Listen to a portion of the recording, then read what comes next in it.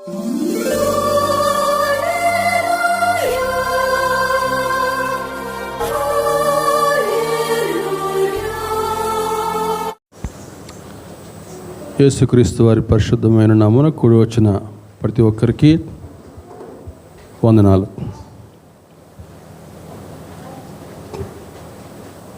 ప్రకటన గ్రంథము 21వ అధ్యాయము 5వ వచనం. అప్పుడు సింహాసనాసీనుడై ఉన్నవాడు ఇదిగో సమస్తమును నూతనమైనవిగా చేయుచున్నానని చెప్పెను. మరియు ఈ మాటలు నమ్మకమును నిజమునై ఉన్నవి కనుక వ్రాయమని ఆయన నాతో చెప్పుచున్నాడు. ప్రార్థన చేసుకుందాం. మహాపరిశుద్ధుడా, కృపాభరితుడా, కనికర సంపూర్ణుడా, నీ పరిశుద్ధమైన పాదాలకి వందనాలు, స్తుతులు, స్తోత్రం అర్పిస్తూ ఉన్నానయ్యా. మా మంచి బోధకుడా, చదువుకున్న వాక్య భాగం నుంచి కొన్ని శ్రేష్టమైన ఆత్మీయ సత్యాలు మాకు బోధించమని అడుగుచున్నాను తండ్రి. ఎన్నిక లేని వాడిని, అయోగ్యుడిని ప్రభు నీ సిలువ చాటుకు నన్ను చేర్చి ఇక్కడ చేరిన ప్రతి ఒక్క బిడ్డతో మీరే వ్యక్తిగతంగా మాట్లాడి మహిమ ఘనత ప్రభావం పొందుకోమని మా ప్రభువును మా రక్షకుని ప్రియకుమారుడు యేసుక్రీస్తు వారి అతి శ్రేష్టమైన నామంలో అడిగి వేడుకొనుచున్నాము తండ్రి, ఆమేన్. చదువుకుందాం మళ్ళొకసారి. అప్పుడు సింహాసనాసీనుడై ఉన్నవాడు ఇదిగో సమస్తమును నూతనమైనవిగా చేయుచున్నానని చెప్పెను. మరియు ఈ మాటలు నమ్మకమును నిజమునై ఉన్నవి కనుక వ్రాయమని ఆయన నాతో చెప్పుచున్నాడు. సింహాసనాసీనుడు అనే మాట మనం చూస్తున్నాం ఇక్కడ. సింహాసనాసీనుడు అన్నటువంటి పదము కేవలం ప్రభు అయిన యేసుక్రీస్తుకు మాత్రమే వర్తిస్తుందన్నది. ఆయన యొక్క సార్వభౌమత్వాన్ని, ఆయన యొక్క అధికారాన్ని, ఆయన యొక్క శక్తిని ఆ మాట చూపిస్తూ ఉంది. మనకందరికీ నిత్య జీవం ఇవ్వడానికి ఆయన ఈ లోకానికి వచ్చి తన యొక్క అమూల్యమైన రక్తమును చిందించి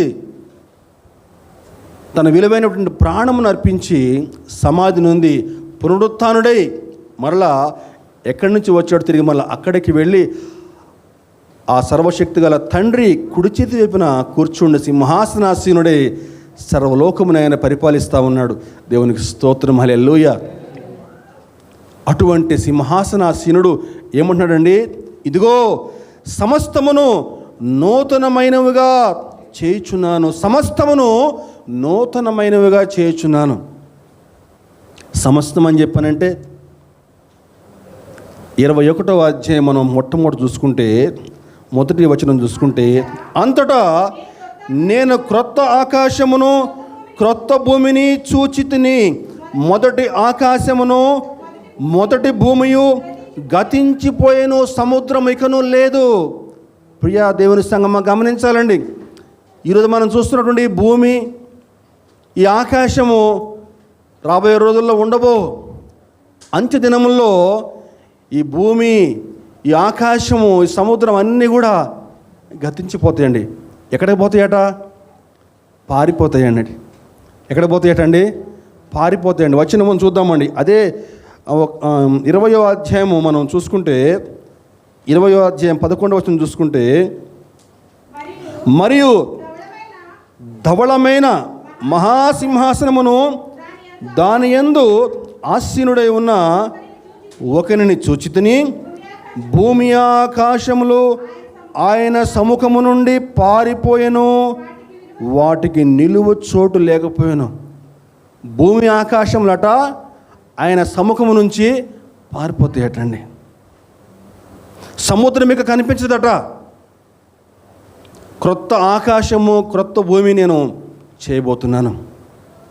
ఉన్న వాటిని రిపేర్ చేసి, ఏమండి ఇదిగో కొత్త ఆకాశం కొత్త భూమి అని చెప్పట్లేదు. ఆ యొక్క పాత ఆకాశము పాత భూమి మొత్తం అంతా కూడా తీసేసి క్రొత్త ఆకాశము క్రొత్త భూమిని ప్రభు చేయబోతా ఉన్నాడండి. మానవులుగా మనమైతే ఏం చేస్తామని చెప్పానంటే, పాత వాటిని సాధారణంగా పడేయడానికి ఇష్టపడం కదా. పొద్దున నిద్ర లేస్తాం, ముఖం కడుక్కుంటాం.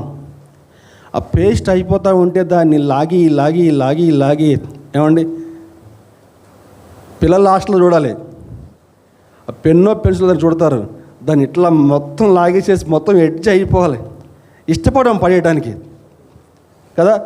ఇటువంటి అనుభవాలు బహుశా అందరికీ ఉండే ఉంటాయి. ఏ వస్తువైనా అంతే, మనం పడేయాలంటే ఇష్టపడం, దాన్ని ఏదో విధంగా రిపేర్ చేసి దాన్ని ఎలాగోలాగే మొత్తానికి డొక్కు అయిపోయి అది లాభం లేదనుకున్నదాకా మనం దాన్ని వాడుతూనే ఉంటాం. కొన్నిసార్లు అంత డొక్కు అయిపోయినా కూడా పడేము, దేనికి దానికి పనికొస్తుంది అని చెప్పి అట్టు పెడతాం మనం. కానీ గమనించాలి, దేవుని వాక్యం సెలవిస్తోంది కొరింథీ పత్రికలో 2 కొరింథీ 5వ అధ్యాయం 17వ వచనంలో, 2 కొరింథీ 5:17లో, కాగా ఎవడైనను క్రీస్తునందున్న ఎడల వాడు నూతన సృష్టి, పాతవి గతించినదిగో క్రొత్తవాయనో. దేవునికి స్తోత్రం కలుగునుగాక. ప్రభు పైన విశ్వాసం ఉంచి నువ్వు ఆయన వద్దకు వస్తే పాడైపోయిన నీ పాత బతుకుని రిపేర్ చేస్తా అని చెప్పి అంటలేదు, సమస్తమును కొత్తగా చేస్తా అని చెప్తున్నాడు, సమస్తమును నూతనంగా చేస్తా అని చెప్తున్నాడండి. వేటిని నూతనంగా చేస్తా అని చెప్తున్నాడు ఈరోజు మనం చూద్దామండి. ఈరోజు మన వాక్యాంశము సమస్తమును నూతనపరచు దేవుడు. వేటిని ఆయన నూతనపరుస్తాడు. నూతన ఆకాశము నూతన భూమిని ఆయన సృజిస్తే ఇక నువ్వు నేను ఒక లెక్క ఆయనకి. సమస్తము నూతనపరుస్తా అని చెప్తున్నాడు. వేటిని ఆయన నూతనపరుస్తాడు చూద్దాం ఒకసారి. మొట్టమొదటిగా నూతన హృదయము. మొట్టమొదటిగా నూతన హృదయం అండి. చెబుదాం ఒకసారి నోటితోటి, నూతన హృదయము. యెహెజ్కేలు గ్రంథము, యెహెజ్కేలు 36వ అధ్యాయము 26వ వచనం.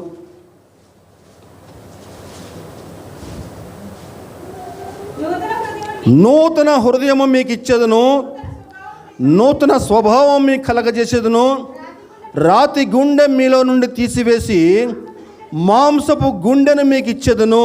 అదండి వాక్య సందర్భం ఏంటి? ఎప్పుడైనా సరే వాక్యం చెప్పినప్పుడు ఆ వాక్య సందర్భం ఏంటి మనం గమనించాలి.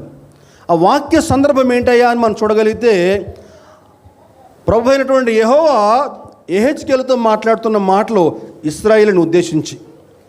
ఆ సమయంలో ఇశ్రాయేలు ఎక్కడున్నారని చెప్పానంటే బబులోనులో 70 ఏండ్ల చెరకాలం ఉన్నారండి ఇశ్రాయేలు. యెహెజ్కేలు 36:26 చూస్తే, నూతన హృదయము మీకు ఇచ్చేదను, నూతన స్వభావం మీకు కలగజేసేదను, రాతి గుండె మీలో నుంచి తీసివేసి మాంసపు గుండెను మీకు ఇచ్చేదను. వాక్య సందర్భం ఏంటని చూస్తే, దేవాది దేవుడని యెహోవా యెహెజ్కేలుతో మాట్లాడుతున్న మాటలు ఇశ్రాయేలును ఉద్దేశించి. ఆ సమయంలో ఇశ్రాయేలు ఎక్కడున్నారని చెప్పంటే బబులోన్లో 70 ఏండ్ల చెరకాలం ఉన్నారండి.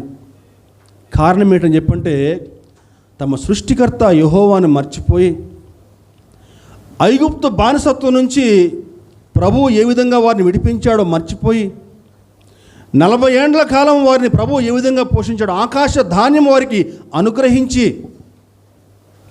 బండ నుంచి వారికి నీటిని రప్పించి, వారి యొక్క బట్టలు నలగకుండా, చెప్పులు అరిగిపోకుండా, పగటిపూట మేఘస్తంభము, రాత్రిపూట అగ్నిస్తంభం వలె వారు తోడుగా నడిచి వారిని ఏ విధంగా క్షేమకరంగా నడిపించాడో మర్చిపోయి అన్య దేవతారాధన చేస్తూ, జారత్వ కార్యక్రమాలు చేస్తూ ప్రభువుకి బహుగా కోపం పుట్టిస్తే, దేవుడు అనేక మంది ప్రవక్తలు వారి వద్దకు పంపిస్తే వారి మాట వినకపోయినప్పుడు దేవుడు వారికి బుద్ధి రావాలని చెప్పని బబులోను చెరకు స్వయంగా వారిని అప్పచెప్పాడండి. చరిత్ర అర్థం చేసుకోవాలి. అయితే ఆ విధంగా బబులోను చెరకు వారిని అప్పగించిన ప్రభు తిరిగి మళ్ళా తన యొక్క కృపను చూపిస్తా మాట్లాడుతూ ఉన్నాడండి. ఇదిగో ఇప్పుడు అవే మాటలేవి.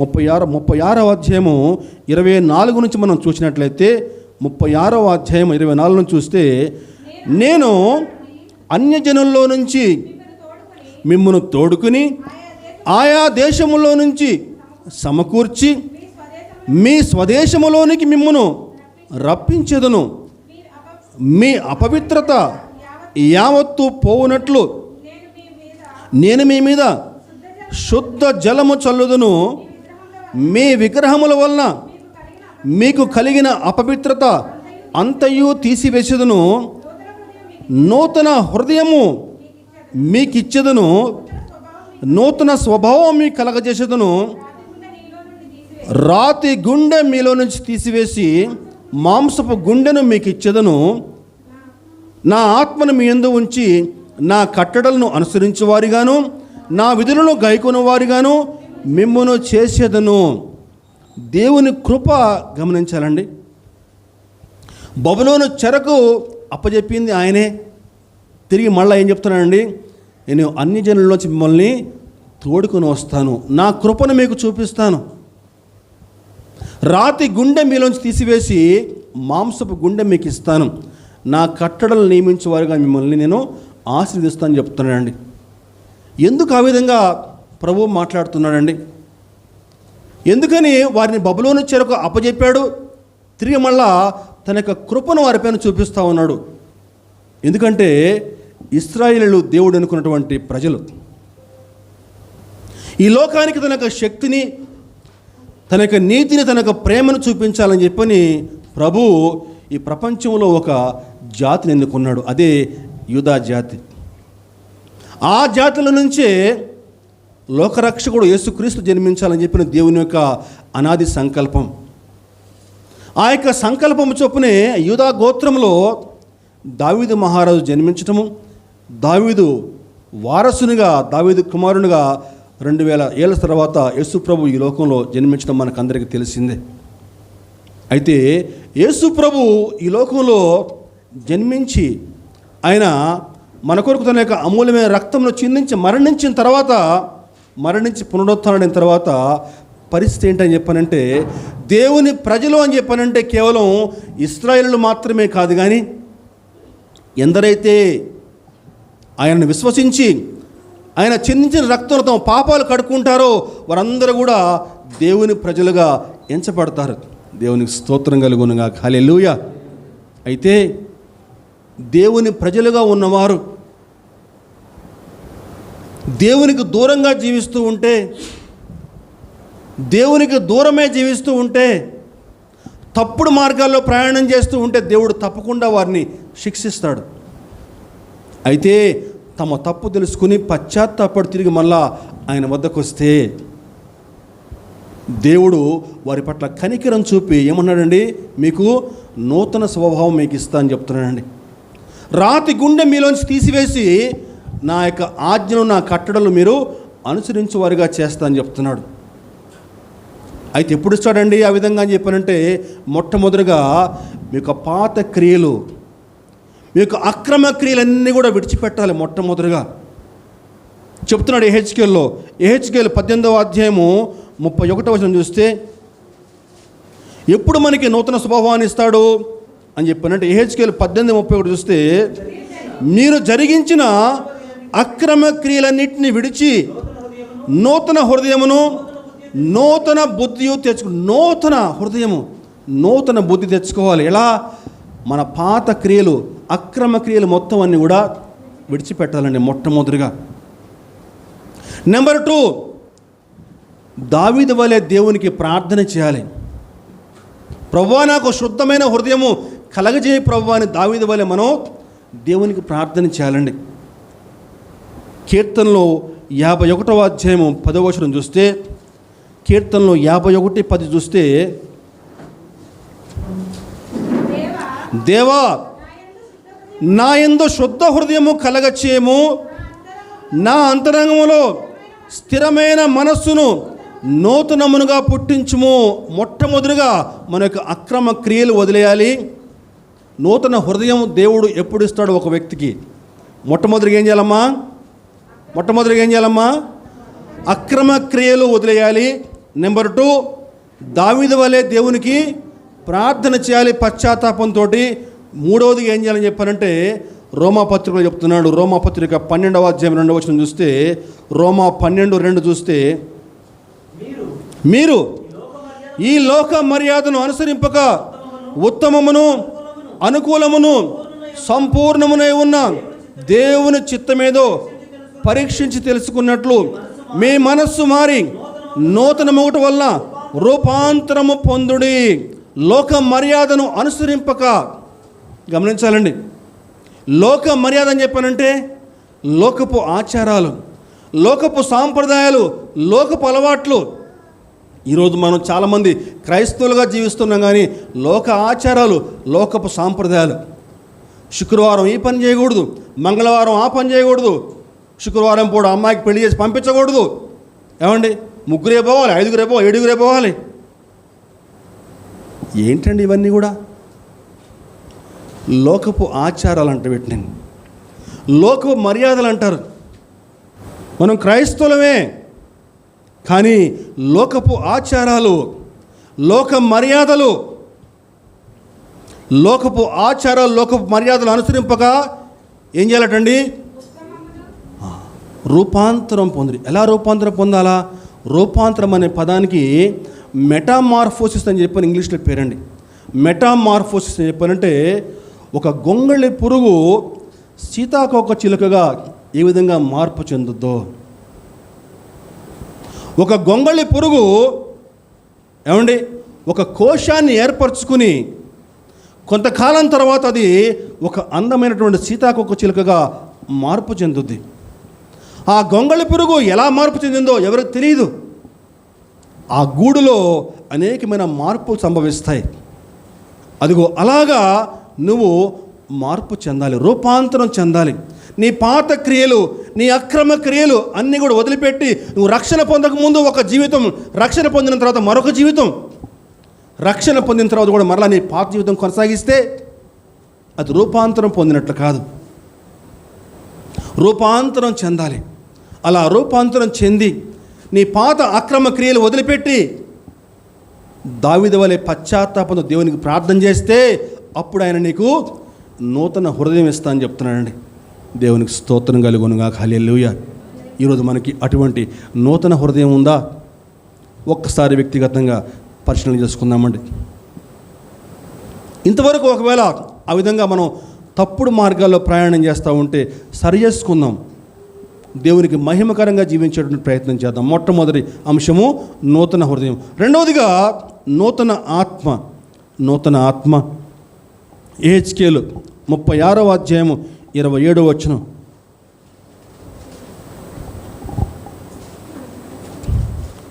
యెహెజ్కేలు 36:27. నా ఆత్మను మీ యందు ఉంచి నా కట్టడలను అనుసరించు వారిగాను నా విధులను గైకును వారిగాను మిమ్మును చేసేదను. నా ఆత్మను మీ యందు ఉంచి. నూతన ఆత్మ అనేది దేవుడు అనుగ్రహించే ఒక గొప్ప ఆశీర్వాదం అండి, ఒక గొప్ప వరం. అది క్రైస్తవులకు మాత్రమే పొందుకునేటువంటి వరం. అది ఎప్పుడు వస్తుంది ఈ నూతన ఆత్మ? ఇప్పుడు చెప్పుకున్నాం కదా, ఒక వ్యక్తి తన యొక్క పాత క్రియలు, పాత అలవాట్లు, పాత పద్ధతులు అన్నీ కూడా వదిలేసేసి యేసుక్రీస్తు రక్తంలో ఎప్పుడైతే తమ పాపాలు కడుక్కుంటాడో, అపోస్తుల కార్యంలో మాట ఉందండి, మీరు పరిశుద్ధాత్మ అనేటువంటి వరం పొందుకుంటారు. ఉందా మాట?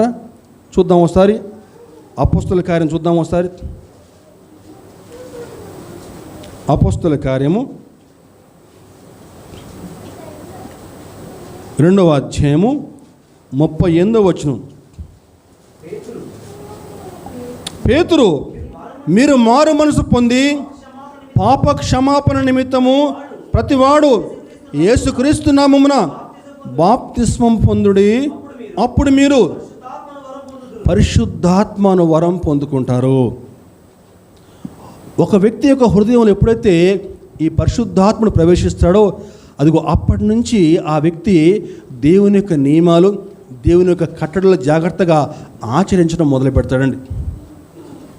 నువ్వు రక్షణ పొందుకున్న తర్వాత కూడా దేవుని యొక్క నియమాలు సరిగా ఆచరించట్లేదని చెప్పానంటే దాని అర్థం ఏంటి? నీలో పరిశుద్ధాత్ముడు లేడన్నమాట. నీలో పరిశుద్ధాత్ముడు ఉంటే నువ్వు దేవుని నియమాలు, దేవుని కట్టడలు జాగ్రత్తగా నువ్వు ఆచరిస్తావు, నువ్వు భయపడతావు దేవునికి. ఎందుకంటే నీలో ఆ పరిశుద్ధాత్ముడు నివాసం చేస్తూ ఉంటాడు. పౌలు గారు అదే చెప్తారు. ఏమంటాడంటే కొరింథీ పత్రికలో 1 కొరింథీ 3వ అధ్యాయం 16వ వచనం చూస్తే, 1 కొరింథీ 3:16 చూస్తే, మీరు దేవుని ఆలయమై ఉన్నారనియు దేవుని ఆత్మ మీలో నివసించున్నాడని మీరు ఎరగరా? ఆ మాట మనం ఒకసారి జాగ్రత్తగా గమనిస్తే, ఈరోజు తిరిగి జన్మించిన ప్రతి క్రైస్తవుడు కూడా ఒక కదులుచున్న దేవాలయం వంటి వారండి. కదులుచున్న దేవాలయం అంటే వారు. ఎందుకని చెప్పండి, మనలో పరిశుద్ధాత్ముడు నివాసం ఉన్నాడు. మనలో ఆ పరిశుద్ధాత్ముడు నివాసం ఉన్నాడని చెప్పిన తలంపు మీలో ఉంటే మీరు ఎన్నడూ కూడా పాపం చేయరు. ఆ పరిశుద్ధాత్మనికి విధేయునిగా జీవిస్తూ ఉంటారు.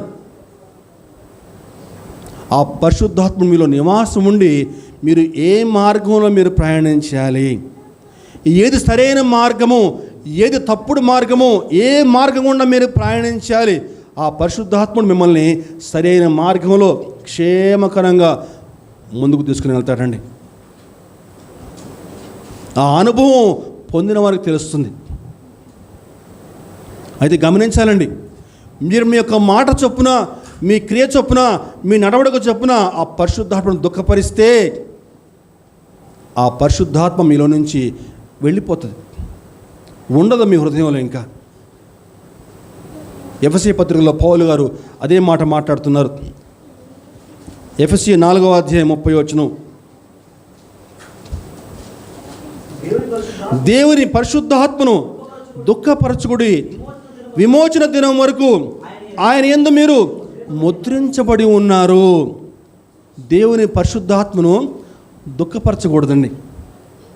మన యొక్క మాట చేత కానీ, మన ప్రవర్తన చేత కానీ ఆ పరిశుద్ధాత్మను దుఃఖపరిస్తే ఆ పరిశుద్ధాత్ముడు మీలో నుంచి వెళ్ళిపోతాడు. ఎప్పుడైతే పరిశుద్ధాత్ముడు మీలో నుంచి వెళ్ళిపోతాడో మీ ఆత్మీయ పతనం ఆ రోజు నుంచి ప్రారంభమవుతుంది. వెళ్ళిపోతాడా? అలా వాక్యం చెప్తుంది వెళ్ళిపోతాడా అని చెప్పని.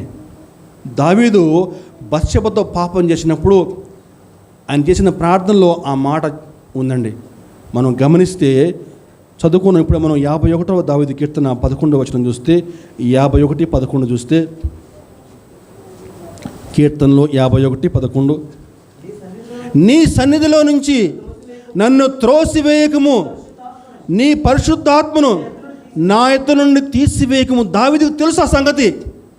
పాపం చేస్తే, దేవునికి వ్యతిరేకంగా నడిస్తే పరిశుద్ధాత్ముడు నాలో నుంచి వెళ్ళిపోతాడు అని దావీదు తెలుసు. తెలిసి దేవుని పాదాలు పట్టుకొని కన్నీరు కార్చి ప్రార్థన చేస్తున్నాడు, ప్రభువా పరిశుద్ధాత్మ నాలో నుంచి తోసివేద్దు ప్రభువా. కన్నీటి ప్రార్థన అండి. పరిశుద్ధాత్ముడు ఒక వ్యక్తిలో నుంచి వెళ్ళిపోతే ఆ వ్యక్తి యొక్క పరిస్థితి ఎలా ఉంటుంది? మొట్టమొదటిగా ఎప్పుడైతే పరిశుద్ధాత్ముడు మీలోంచి వెళ్ళిపోతాడో గమనించాలి, అప్పుడు దురాత్మలు మీ వద్దకు వచ్చి చేరతాయి. దేవుని ఆత్మ మీలో లేకపోతే దురాత్మకి ఆశ్రయం అవుతుంది మీ హృదయం. సౌలు మహారాజు దేవుని యొక్క మాట ఆలకించకపోవడం వల్ల దేవుని ఆత్మ సౌలులో నుంచి వెళ్ళిపోయింది. దురాత్మ వచ్చి సౌలుని ఆవహించింది. ఆ రోజు నుంచి సౌలు యొక్క ఆత్మీయ పతనం ప్రారంభమైపోయిందండి. పరిశుద్ధాత్ముడు ఒక వ్యక్తి నుంచి వెళ్ళిపోతే సరి నిర్ణయాలు తీసుకోలేడు, ప్రశాంతంగా కూర్చోలేడు, అతనికి మనస్సు స్థిమితంగా ఉండదండి. ఈరోజు మన యొక్క ఆత్మీయ జీవితం ఎలా సాగుతూ ఉంది? తిరిగి మళ్ళా ఆ పరిశుద్ధాత్మను తిరిగి పొందుకోవచ్చా అన్న ప్రశ్న వేసుకుంటే పొందుకోవచ్చు అని చెప్పిన సమాధానం వస్తుంది ఎప్పుడైతే నువ్వు మళ్ళీ తిరిగి పశ్చాత్తాపడి నీ పాత పాపిష్టి జీవితం అంతా కూడా పక్కన వదిలేసేసి కన్నీరు కార్చి ప్రార్థన చేయి. హృదయపూర్తిగా కన్నీరు కార్చి ప్రార్థన చేయి. అలా ప్రార్థన చేస్తే తప్పకుండా తిరిగి మళ్ళా ఆ పరిశుద్ధాత్ముని హృదయంలోకి వచ్చి నివాసం ఉంటాడు. దేవునికి స్తోత్రం కలుగునుగాక. హల్లెలూయా. ఎన్ని చెప్పుకున్నామండి? నూతన హృదయం చెప్పుకున్నాం, నూతన ఆత్మ చెప్పుకున్నామండి. మూడవదిగా నూతన నామము. నూతన నామము ప్రకటన గ్రంథం 2వ అధ్యాయము 17వ వచనం,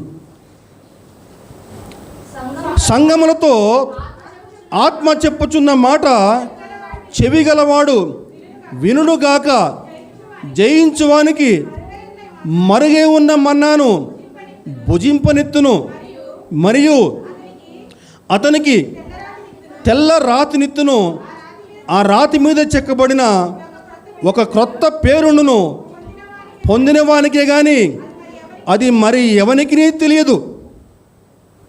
జయించువానికి మరిగే ఉన్న మన్నాను భుజింపనిత్తును, మరియు అతనికి తెల్ల రాతినిత్తును, ఆ రాతి మీద చెక్కబడిన ఒక క్రొత్త పేరును పొందిన వానికే కానీ అది మరి ఎవనికి తెలియదు. పెర్గము అనేటువంటి సంఘానికి ప్రభువైన అయిన యేసుక్రీస్తు యోహాను ద్వారా ఈ పత్రిక రాయిస్తూ ఉన్నాడు. ఈ యొక్క సంఘం యొక్క పరిస్థితి ఎలా ఉందని అని చెప్పానంటే, అది సాతాను నివాసం ఉన్నటువంటి స్థానంలో ఆ సంఘం నివాసం ఉంటా ఉందండి. ఆ సంఘం పరిస్థితి ఎలా ఉందని చెప్పానంటే, జాగ్రత్తగా వినాలండి. విగ్రహాలకు అర్పించినటువంటి వాటిని మీరు తినొచ్చు, ఏం కాదు. జారత్వం చేయొచ్చు, ఏం కాదు. ఒక వ్యక్తికి 2 భార్యలు ఉండొచ్చు, 3 భార్యలు ఉండొచ్చు, ఏం కాదు అని చెప్పేవారు ఆ సంఘంలో ఉన్నారట. అయితే అటువంటి పరిస్థితిలో నువ్వు జీవిస్తున్నా సరే, నువ్వు జయించువానిగా ఉంటే, లోక ఆచారాలు అభ్యసిస్తున్న వారి మధ్యలో నువ్వు నివాసం ఉన్నా సరే, వారి మధ్యలో నువ్వు జయ జీవితం జీవించేవాడిగా ఉంటే ఏముందట, జయించువానికి మరిగే ఉన్న మన్నాని ఇస్తాను. నెంబర్ 2, తెల్ల రాతిని ఇస్తాను. 3వదిగా క్రొత్త పేరు పెడతాను చెప్తున్నానండి. 3 ఆశీర్వాదాలు ఎవరికండి? జయించువానికి. అటువంటి లోక ఆచారాలు అభ్యసించే వారి మధ్యలో నువ్వు నివాసం ఉంటూ, ఆ అలవాట్లు నువ్వు పుచ్చుకోకుండా, ఆ అలవాట్లకు దూరంగా జీవిస్తూ జయించువానికి నువ్వు జీవిస్తూ ఉంటే, ఇదిగో ఈ ఆశీర్వాదాలు ఇస్తానని చెప్తున్నాడు. ఒక్కొక్కటిగా మొట్టమొదటిగా మరుగే ఉన్న మన్నా అంటున్నాడండి. మరుగే ఉన్న మన్నా అంటే, మరుగే ఉన్న మన్నా అని చెప్పంటే పరలోక ధాన్యం అండి, దూతలు భుజించేటువంటి ఆహారం. అంటే పరలోక ఆశీర్వాదాలకి ఈ మరుగే ఉన్నటువంటి మన్నా గుర్తుగా చెప్పబడింది. దేవుని యొక్క దీవెనలకి సాదృశ్యంగా చెప్పుకోవచ్చు. అదేవిధంగా తెల్ల రాతిని ఇస్తా అని చెప్తున్నాడు. తెల్ల రాయి అని చెప్పంటే పాతకాలంలో తీర్పులు చెప్పేటప్పుడు ఏంటని చెప్పంటే, తెల్ల రాయి చూపిస్తే క్షమించా అని చెప్పి అర్థం, నల్ల రాయి చూపిస్తే అపరాధన అర్థం అండి. తెల్ల రాయి నీకు ఇష్టం అని చెప్పిన అర్థం ఏంటని చెప్పంటే, దేవుని యొక్క అంగీకారాన్ని చూపిస్తూ ఉంది. దేవుని నుంచి నువ్వు పొందుకున్నటువంటి క్షమాపణను ఆ తెల్ల రాయి చూపిస్తూ ఉందండి. మొట్టమొదటిగా పరలోక మన్నా ఇస్తా అని చెప్తున్నాడు. నెంబర్ 2, తెల్ల రాతిని ఇస్తా అని చెప్తున్నాడు. మరి 3వదిగా క్రొత్త పేరు పెడతా అని చెప్తున్నానండి. క్రొత్త పేరు, నూతన నామం పెడతా అంటున్నాడు. అంటే నీకున్నటువంటి ఎల్లమ్మ పుల్లమ్మ రాముడు భీముడు కాకుండా ఏమంటాడా, క్రొత్త పేరు పెడతా అంటున్నాడు. క్రొత్త పేరు అని చెప్పానంటే పేరు మాత్రమే కాదు, కానీ యొక్క స్వభావాన్ని మార్చేస్తానని చెప్తున్నాడండి. క్రొత్త పేరు అంటే అర్థం. బైబిల్లో ప్రభు అనేక మందికి వారి వారి పేర్లు మార్చేసి కొత్త పేర్లు పెట్టాడు. చెప్పగలుగుతారా? ఒక 2-3 పేర్లు. యాకోబు పేరు ఇశ్రాయేలుగా మార్చాడు. ఇంకా అబ్రాము, మొట్టమొదటిగా అబ్రాము, తర్వాత అబ్రహాము, ఇంకా సౌలు, పౌలు, ఇంకా సరే చూద్దాం. ఆదికాండం 17వ అధ్యాయము 5-6 వచనాలు. మరియు ఇక మీదట నీ పేరు అబ్రాము అనబడదు, నిన్ను అనేక జనములకు తండ్రినిగా నియమించితిని కనుక నీ పేరు అబ్రహాము అనబడును. నీకు అత్యధికముగా సంతాన వృద్ధి కలగజేసి నీలో నుండి జనములు వచ్చినట్లు నియమించుదును, రాజులు నీలో నుంచి వచ్చెదరు. దేవునికి స్తోత్రం కలుగునుగాక. హల్లెలూయా. దేవుడు అబ్రహామును ఎన్నుకున్నాడు, ప్రత్యేకపరుచుకున్నాడు. తన యొక్క దేశం నుంచి, తండ్రి ఇంటి నుంచి, బంధువుల ఇంటి నుంచి వచ్చేసి నేను నీకు చూపించు దేశానికి రా, అలా నువ్వు చేస్తే నిన్ను అనేక జనములకు తండ్రిగా చేస్తా అని చెప్పాడు. ఈరోజు మనం చూస్తే క్రైస్తవులు ఉన్న మనము మనకి తండ్రి ఎవరు అని చెప్పంటే అబ్రహాం అని చెప్తాం. అలాగే యూదులు మాకు తండ్రి అబ్రహాం అని చెప్తారు. అరబ్బులు కూడా మాకు తండ్రి అబ్రహాం అని చెప్తారండి. అనేక జనములకు తండ్రిగా చేస్తా అని చెప్పి ప్రభువు చెప్పాడు. ఆ యొక్క వాగ్దానం నెరవేర్చాడు. మొట్టమొదటిగా అబ్రాము, తర్వాత అబ్రహాం అయింది. అలాగే అతని భార్య శారా, మొట్టమొదటిగా శారయి, ఆ తర్వాత శారాగా మార్చబడింది. అదే అధ్యాయము 15-16 చూస్తే, మరియు దేవుడు నీ భార్య అయిన శారయి పేరు శారయి అనవద్దు, ఏలయనగా ఆమె పేరు శారా, నేనామెను ఆశీర్వదించి ఆమె వల్ల నీకు కుమారుని కలగ చేసేదను, నేనామెను ఆశీర్వదించదును, ఆమె జనములకు తల్లి అయి ఉండెను, జనముల రాజులు ఆమె వలన కలుగుదురని అబ్రహాముతో చెప్పెను. శారయి అని చెప్పంటే నా రాకుమారి అని అర్థం. అబ్రహాముకి ఆమె రాకుమారిగా ఉంది, కానీ అబ్రహాముకు నువ్వు రాకుమారి ఏమో కానీ నిన్ను జనములకు తల్లిగా చేస్తానమ్మా అని చెప్పని శారయి పేరు కాస్త శారాగా మార్చాడు. శారా అంటే జనములకు తల్లి అని అర్థం. అలాగే యాకోబు పేరు మనకందరూ తెలుసు. యాకోబు పేరు ఇశ్రాయేలుగా మార్చాడు. యబ్బోకు రేవు వద్ద యాకోబు దేవునితోటి పెనుగులాడాడండి. అంతకుముందు యాకోబు యొక్క స్వభావం మోసగాడు. తండ్రిని, అన్నని, పిల్లనిచ్చిన మామను కూడా మోసగించాడు. అటువంటి మోసగాడిని ప్రభువు తన యొక్క స్వభావం మార్చి ఇశ్రాయేలుగా మార్చేశాడండి. ఆ ఇశ్రాయేల్ నుంచి వచ్చిన వారే ఇశ్రాయేలీలు. ఈరోజు ఇశ్రాయేల్ దేశంగా మనం వింటూ ఉన్నామండి. చివరిగా సీమోను పేరు పేతురుగా మార్చాడు. కొత్త నిబంధనలో సీమోను నుంచి యోహాను సువార్త 1వ అధ్యాయము 42 చూస్తే 1:42 చూస్తే, యేసునొద్దకు అతనిని తోడుకొని వచ్చును, మెస్సయ్య అను మాటకి అభిషిక్తుడు అని చెప్పిన అర్థము. యేసు అతని వైపు చూసి, నువ్వు యోహాను కుమారుడమైన సీమోనువు, నువ్వు కేఫా అనబడదవని చెప్పెను. కేఫా అను మాటకి రాయి అని అర్థం అండి. సీమోను. అంద్రయ సీమోనును యేసుక్రీస్తు వద్దకు పట్టుకొచ్చాడు. అయితే ప్రభు సీమోనును చూసి ఏమన్నాడండి, సీమోను ఇక నుంచి నీ పేరు కేఫా, నువ్వు కేఫా అనబడదు. కేఫా అని చెప్పానంటే అది రాయి, తెలుగులో పేతురు అని చెప్పిన అర్థం. అంటే ఒక స్థిరమైనటువంటి విశ్వాసం కలిగిన వాడిగా పేతురుని ప్రభువు చూస్తూ ఉన్నాడు. కేఫా అంటే రాయి. రాయి అంటే ఒక స్థిరంగా ఉంటుంది కాబట్టి ఒక స్థిరమైన విశ్వాసం గలవాడిగా నువ్వు ఉండబోతున్నావు అని చెప్పని ప్రభు యొక్క అర్థం అండి అది. అయితే ప్రశ్న అంటే చెప్పంటే ఎందుకు ఆ విధంగా ప్రభు పేర్లు మారుస్తాడు? ప్రశ్న. నూతన నామం నీకు ఇస్తా అని చెప్తాడు. ఎందుకని నూతన నామం ఇస్తాడు? మొట్టమొదటిగా చూసుకుంటే జయించు వారికి ఆయన ఇచ్చేటువంటి ఆశీర్వాదంగా చెప్పుకోవచ్చు, మొట్టమొదటి కారణము. రెండవ కారణం ఏంటని చెప్పానంటే ఈ లోకంతో వారికి ఇక సంబంధం ఏముండదు. వారికి నుంచి దేవుని యొక్క సొత్తుగా భావించవచ్చండి. దేవుడు ఒక వ్యక్తిని ఒక ప్రత్యేకమైన పని కోసం నియమించినప్పుడు వారికి ప్రత్యేకమైన పేరు పెడతా ఉంటాడు. వారికి నుంచి లోకపు సొత్తు కాదు, లోకం వారిని ఎలాగైనా పిలవచ్చు, కానీ దేవుడు మాత్రం వారిని ఆ ప్రత్యేకమైన పేరుతో పిలుస్తా అని చెప్తున్నాడు. ఈరోజు నువ్వు కూడా ఈ భయంకరమైన లోకంలో నువ్వు జీవిస్తూ జయించువాడుగా ఉంటే నీకు కూడా ఒక క్రొత్త పేరు పెడతాడేమో. దేవునికి స్తోత్రం. దేవుడు అటు కృప మనలో ప్రతి ఒక్కరికి దయచేయనుగాక. నూతన నామం పెడతా అని చెప్తున్నాడండి.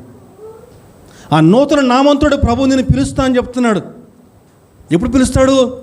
నువ్వు జయించువానిగా ఉంటే, ఈ లోకపు అలవాట్లలో నువ్వు పడిపోకుండా, భయంకర నీ పాపం లోకంలో నువ్వు జీవిస్తూ కూడా జయించువాడుగా ఉంటే, జయ జీవితం జీవించేవాడుగా ఉంటే నీకు ఒక క్రొత్త పేరు పెడతా అని చెప్తున్నాడండి.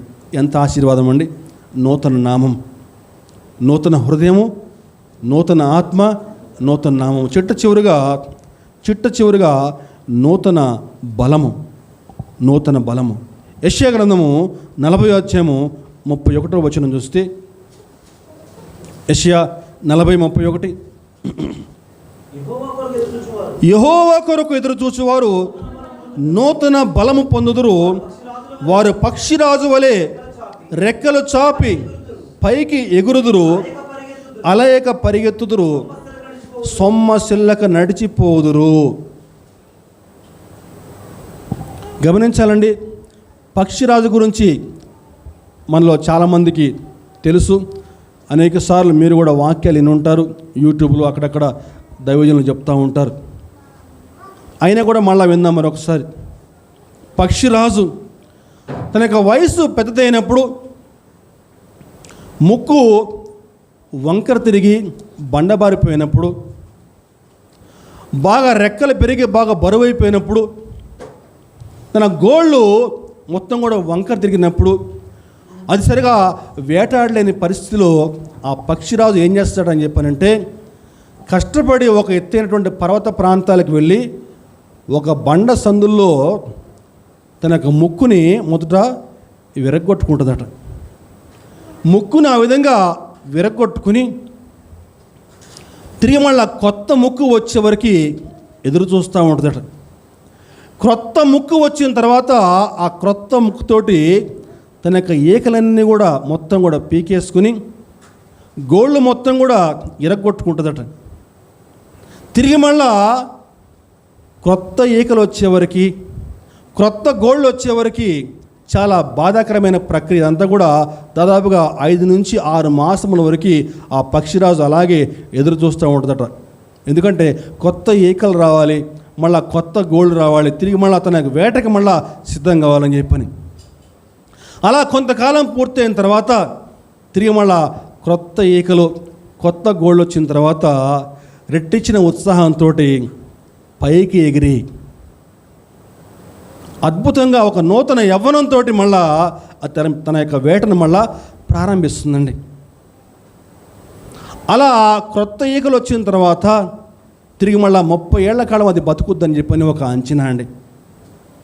ఈరోజు ఆ పక్షిరాజు మనకేం పాఠం నేర్పిస్తూ ఉన్నాయి గమనించాలి. దేవుని వాక్యం సెలవిస్తూ ఉంది. పౌలు గారు చెప్తున్నాడు, 2 కొరింథీ పత్రిక 12వ అధ్యాయము 10వ వచనం చూస్తే, 2 కొరింథీ 12:10 చూస్తే, నేనెప్పుడు బలహీనున్నో అప్పుడే బలవంతుడును అని చెప్తున్నాండి. నేనెప్పుడు బలహీనున్నో అప్పుడే బలవంతుడును. ఈరోజు నీ కుటుంబ పరిస్థితులను చూసి, నీ యొక్క ఆర్థిక పరిస్థితులను చూసి బలహీనంగా నువ్వు దుఃఖపడుతూ ఉన్నావేమో, నీ యొక్క ఆర్థిక పరిస్థితి చూసి నువ్వు భయపడుతున్నావేమో. దేవుని వాక్యం సెలవిస్తూ ఉంది, నేనెప్పుడు బలహీనున్నప్పుడే బలవంతుడును. నువ్వు బలహీనంగా మారిపోయినటువంటి పరిస్థితిలో నువ్వు ఆ శక్తిమంతుడిని ఆశ్రయించాలి. ఆయన నీకు శక్తిని ఇస్తాడు, బలాన్ని ఇస్తాడు. ఆ పక్షిరాజు తనకు బలహీన సమయంలో ఒంటరిగా ఏ విధంగా అయితే ఆ బండకు తన ముక్కుకేసి కొట్టుకుందో, నువ్వేం చేయాలని చెప్పంటే, నీకు ఇరుకులు ఇబ్బందులు గుండా ప్రయాణం చేస్తూ ఉన్నప్పుడు, కష్టకాలం గుండా ప్రయాణం చేస్తూ ఉన్నప్పుడు నువ్వు ఒంటరిగా ఉండి ఆ యొక్క బండను ఆశ్రయించాలంటే, బండ అంటే ప్రభువైన యేసుక్రీస్తు. ఆ బండను ఆశ్రయించాలి. ఆ బండను ఆశ్రయించి ఏం చేయాలని చెప్పంటే, ఆ ముక్కు ఎట్లయితే ఆ పక్షిరాజు విరగొట్టుకుందో, నువ్వు కూడా నీ యొక్క గర్వాన్ని, అతిశయాన్ని మొత్తం కూడా విరగొట్టుకోవాలి. నీ పాత జీవితం, పాత క్రియలు మొత్తం కూడా వదిలేసేయాలి. ఒంటరిగా ఆయన సన్నిధిలో నువ్వు కనిపెట్టుకుని ఉండాలి. నీ పాత జీవితం పట్ల నువ్వు పశ్చాత్తాపడాలి. అలా పశ్చాత్తాపడి ఒంటరిగా ఆయన సన్నిధిలో కనిపెట్టుకుని ప్రార్థన చేసుకుంటూ ఉంటే, దేవుడు తనకు ప్రణాళిక చొప్పున, తన యొక్క చిత్తం చొప్పున నేను ఒక నూతన వ్యక్తిగా మార్చేస్తాడు. దేవునికి స్తోత్రం, హల్లెలూయా. నూతన బలాన్ని ఇస్తాడు, నిన్ను ఉన్నతమైన శిఖరాలకు తీసుకుని వెళ్తాడండి. అయితే ఇది అనుకున్నంత ఈజీ కాదు, కొంత సమయం పడుతుంది. అది ఎంత సమయం పట్టొచ్చు చెప్పలేం. మోషే 40 ఏండ్ల కాలం విరగొట్టబడ్డాడు. అబ్రహాము 25 ఏండ్ల కాలం విరగొట్టబడ్డాడు. కొంత సమయం పడుతుంది. నువ్వేం చేయాలి? ఆ పక్షిరాజు వలె ఒంటరిగా ఉండి ఆ బండ సందులను ఆశ్రయించి, ఆ బండను ఆశ్రయించి నువ్వు ప్రార్థనాపూర్వకంగా ముందుకు సాగాల్సి ఉంటుంది. నీ గతకాలపు వైఫల్యాలన్నీ కూడా పక్కన పెట్టేసేయాలి. ఆయన పాదాలని ఆశ్రయించి ప్రార్థనాపూర్వకంగా ముందుకు సాగాల్సి ఉంటుంది. అలా ఎప్పుడైతే ఆ విధంగా దేవుని పాదాలను నువ్వు ఆశ్రయిస్తావో అదిగో అప్పుడు దేవుడు తన యొక్క చిత్తము చొప్పు నిన్ను దీవిస్తాడు, సరైన మార్గంలో నడిపిస్తాడండి. దేవునికి స్తోత్రం కలుగును గాక. హల్లెలూయా. 4 అంశాలు చెప్పుకున్నామండి. మొట్టమొదటిగా నూతన హృదయము, నెంబర్ 2 నూతన ఆత్మ, నెంబర్ 3 నూతన నామము, చివరిగా నూతన బలం. దేవుడు ఈ విధంగా మనకు ఈ 4 ఆశీర్వాదాలు ఇచ్చి మనల్ని దీవించి ఆశీర్వదించునుగాక. ఆమేన్.